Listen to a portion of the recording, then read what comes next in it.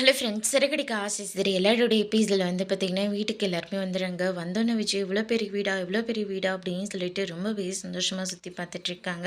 அதுக்கு அடுத்து தான் வந்து பார்த்திங்கன்னா, மனோஜ் நீங்கள் ஏதோ பணம் கொடுக்குறதா சொன்னீங்களே, இப்போ கொடுத்துறீங்களா? சரி, ஏற்கனவே கோயில் 5 லட்ச ரூபா கொடுத்துருக்கோம். இதில் 20 லேக்ஸ் இருக்குது. ஆக மொத்தம் 25 லேக்ஸ் கொடுத்துருக்கேன்.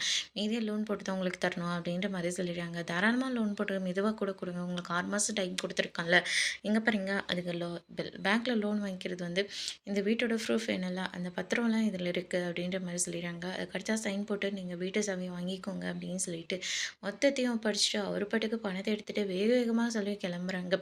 எதிர்த்தாப்புல முத்து வந்துடுறாங்க. காருக்கும் கருக்கும் சண்டை வந்துடுது. அதுக்கு அடுத்தது வந்து பார்த்திங்கன்னா, வந்ததும் வராதுமா எதுக்காகடா ஓனர்கிட்ட பிரச்சனை பண்ணிகிட்டு இருக்கேன். என்னடா சொன்ன ஓனரா, அப்புறம் எதுக்காகடா அவன் வாடகை காரில் போயிட்டுருக்கான் அப்படின்ற மாதிரி சொல்லிடுறாங்க. அவங்க ரிட்டன் போகிறதுக்காக தான் ஃப்ளைட்டுக்கு டைம் ஆகுதுன்னு சொல்லி வாடகை காரை பிடிச்சிருக்காங்க அப்படின்ற மாதிரி சொல்லிடுறாங்க.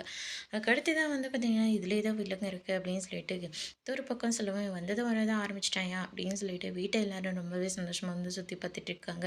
அதுக்கு அடுத்ததான் வந்து பார்த்திங்கன்னா, இவ்வளோ பெரிய இதில் இருக்க பீச் பக்கத்துலேயே வேறு இருக்கல அப்படின்ற மாதிரிலாம் சொல்லிட்டு இருக்காங்க. ஆண்டி இது என்ன வீடு, இதோட பெரிய பெரிய வீடெல்லாம் இருக்குது. பக்கத்துலேயே போனால் என் அப்பாவோட பீச் ஹவுஸ் 2 இருக்குது அப்படின்ற மாதிரி சொல்லிடுறாங்க. என்ன உங்கள் அப்பாவது இருக்கா? இருக்குது. கேரளாவிலையும் போட்டிங்கே இருக்குது, கப்பல் இருக்குது அப்படின்ற மாதிரிலாம் சொல்லிடுறாங்க. சீக்கிரமாக வீட்டுக்கு முன்னாடி ஒரு கப்பலை வாங்கி நிறுத்துறா மனோஜ் அப்படின்ற மாதிரி சொல்லிடுறாங்க. என்ன என்னம்மா சொல்லிட்டு இருக்கீங்க அப்படின்னு சொல்லிட்டு எல்லாருமே ஷாக் ஆகுறாங்க. அடுத்த மீனாவை போய் காஃபி கொண்டு வர சொல்கிறாங்க.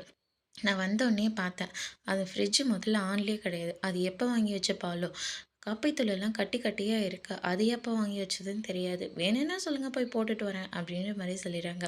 அது சுற்றி இருந்துட்டு கெட்டு போன பாலில் குடித்தா நீங்கள் ஹாஸ்பிட்டலில் போய் அட்மிட் ஆகணும் அப்படின்ற மாதிரி சொல்லிடுறாங்க. அதோட எபிசோட் முடிச்சிருக்காங்க.